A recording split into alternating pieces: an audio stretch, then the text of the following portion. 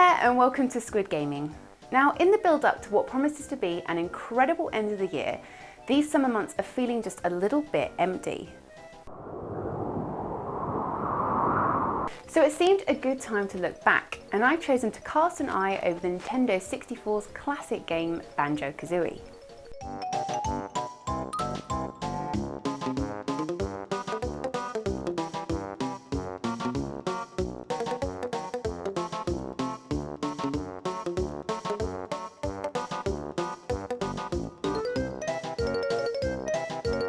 Now in the mid-90s it seemed that Rare was a company that could do no wrong.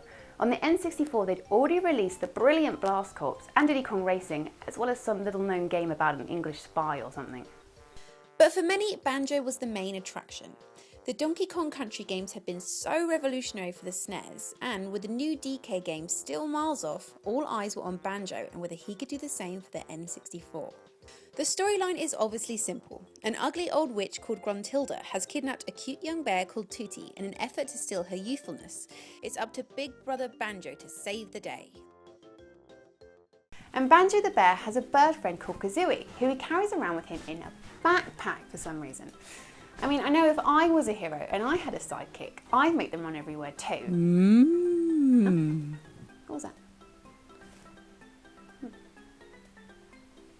Anyway, the game that follows is a 3D platform adventure, the type that was ludicrously abundant towards the end of the 90s. And sure enough, as you explore the game's 9 worlds, you'll find no cliché left unturned.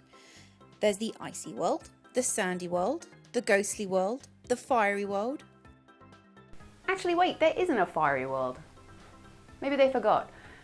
There is a big pool of lava though, so I guess that counts? So as you'd expect, it's not exactly groundbreaking, but it's always fun and crammed full of personality. There's good variety from world to world and always something interesting to do. In fact, sometimes interesting doesn't cover it. Take a look at this.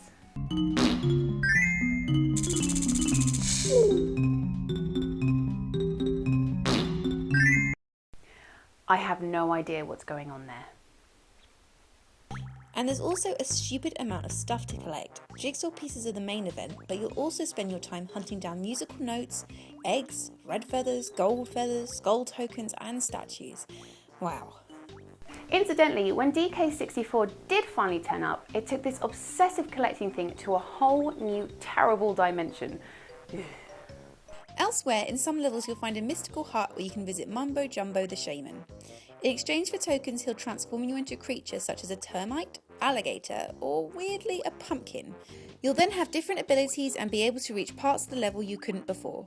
It's a lovely feature reminiscent of games like Little Nemo the Dream Master. Though sadly, it's never quite as fleshed out as it could be. Often the usefulness of each form is limited to 1 or 2 short tasks, after which you either have to traipse all the way back to the hut or leave the level entirely to transform back. There are also some very light Metroid-style parts, where you'll see inaccessible areas which are only reachable once you've picked up abilities found later in the game. Again, it's something you wish they'd taken further, because you can't escape the feeling that if they'd taken these ideas and run with them, they could have come up with something really special.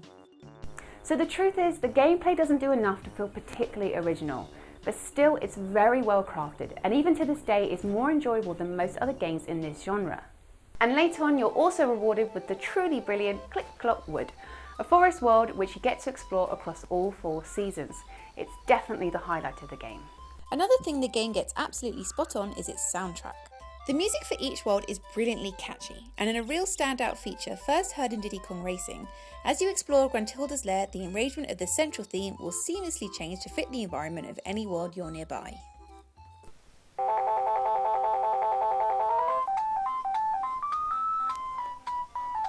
To clarify, I really like the music in this game.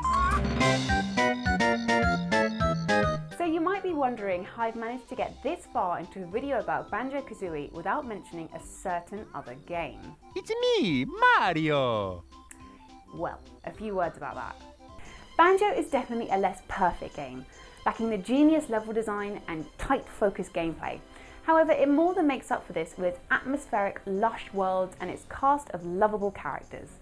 It's a truly charming game that deserves to be judged on its own merit, and if you haven't played it, you really should. Thanks for watching. Don't forget to like, comment and subscribe. I will see you next time. Take care, play lots and have fun.